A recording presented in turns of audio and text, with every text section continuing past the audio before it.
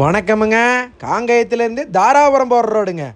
Uthiyur bus ஸ்டாப்புக்கு பக்கத்திலேயே தார் road மேலேயே குடிநீர் வசதி, மின்சார வசதி, குடியிருப்புக்கு பக்கத்துலேயேங்க.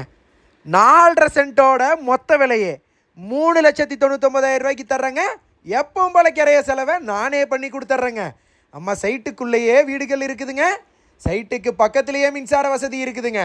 மேற்கு தெற்கு கார்னர் பிளாட்டுங்க. 4.5 சென்ட் இருக்குதுங்க.